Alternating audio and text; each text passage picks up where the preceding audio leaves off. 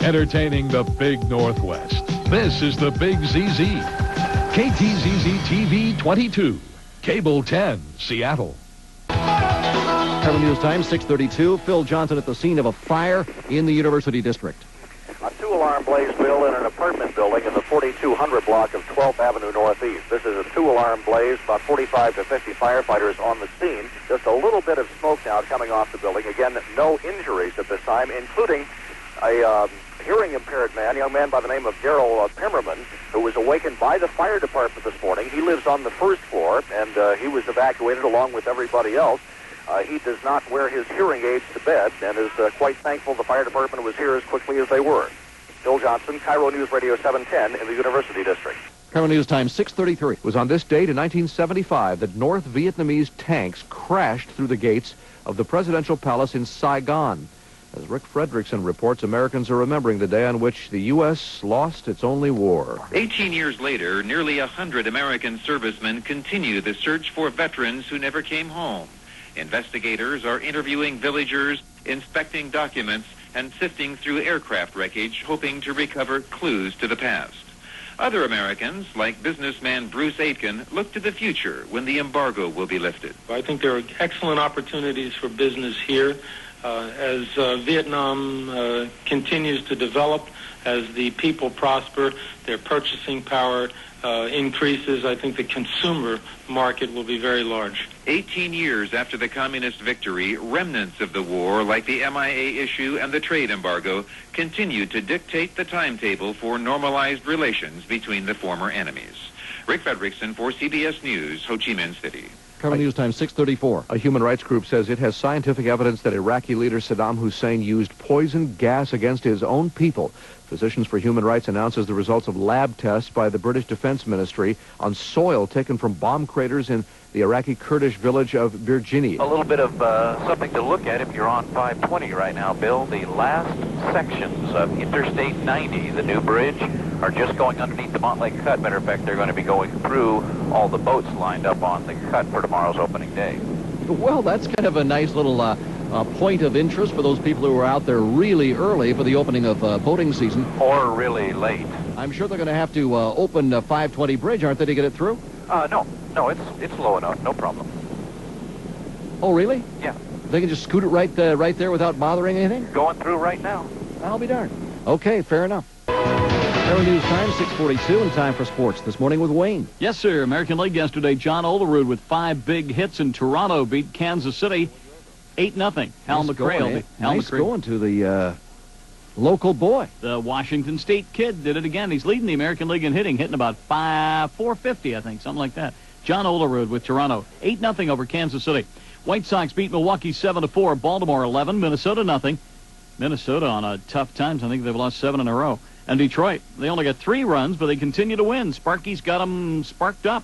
3-1 Detroit over the Texas Rangers. Tonight, John Cummings 0-3 at Yankee Stadium against Melito Perez of the Yankees 0-1. That'll be a 4:30 start, a 4:06 airtime here on KIRO News Radio 710. Boating season gets underway tomorrow. Patty Payne will be out in one of the yachts, driving around out there at the Montlake Cut and giving you all the information that's going on. And, of course, Jack Morton will be on his boat. And we'll cover the opening of boating season tomorrow right here during the noon hour on KIRO Radio. Always a lot of fun. We'll have them on from early in the morning. As soon as they get tied up out there, we'll put them on the radio. It's going to be pouring rain, as I understand. In hockey, the Vancouver Canucks win it 4-3 in the Jets' overtime stadium. Boy, a controversial goal gave them the victory there. The Kings beat Calgary 9-6, and Gretzky says this was a special series. He's looking forward now to playing Vancouver. It's a big step for us, you know. We got a tough series coming up, but it's a big step because for me, the whole year started so bleak. I wasn't even going to ever play again. Now I am in the second round, and I feel like the last 3 games I've played as well as I've ever played, and I feel good and strong, and I'm really excited. The great one, Wayne Gretzky. He and the Kings go against the Vancouver Canucks. I'm Wayne-Cody, KIRO Sports.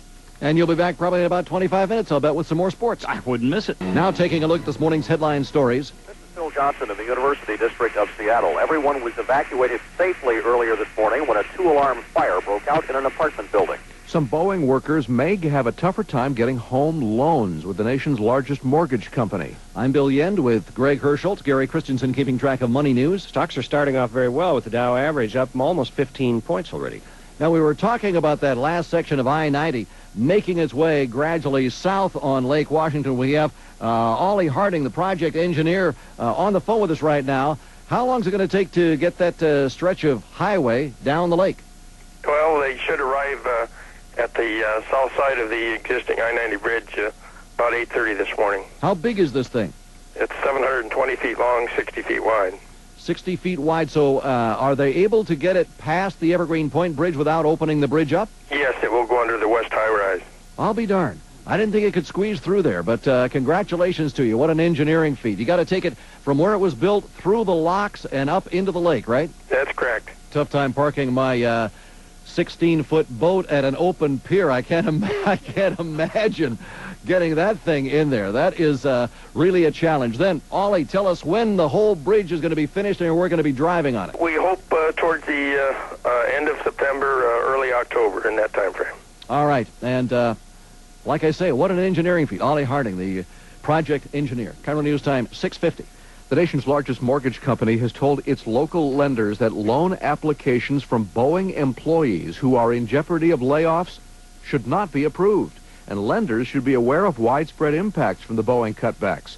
Boeing, as you know, is reducing its employment by some 20,000 workers this year and cutting jetliner production by 35% through next year. News Time 6:51 as we take a look at money news now with Gary Christensen.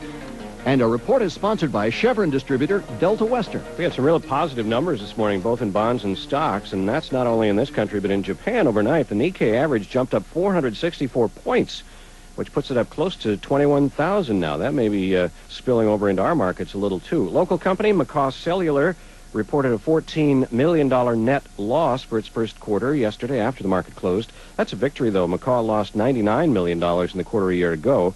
Pared it down to $14 million. Revenues continue to move up at a pretty fast clip. Eric Brewy at Piper Jaffray downtown is watching the open on stocks for us. Well, there's been a nice response in McCaw's stock this morning, Gary. 38.5 right now, up 75 cents. One of the more active issues here locally.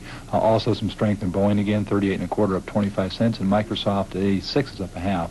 Overall, Gary, you're right. The markets are pretty strong. The Dow's up 11 at 34.36 on volume of 27 million shares, which is heavy.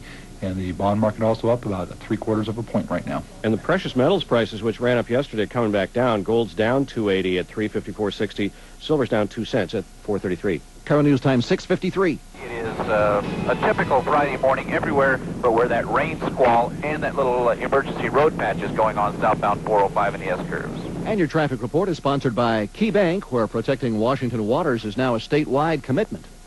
Commercial word. Rich's Spring. You're watching KIRO News Radio, live on KTZZ.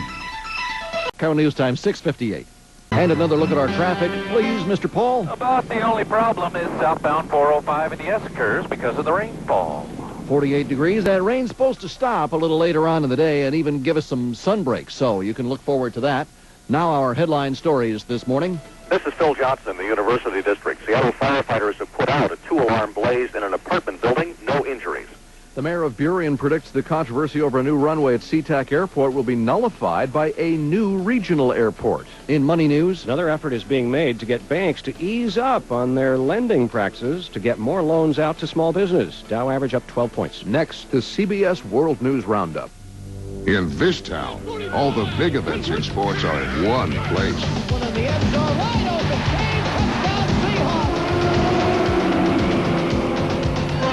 Here's another big pitch coming up. There's a drive. Great hit.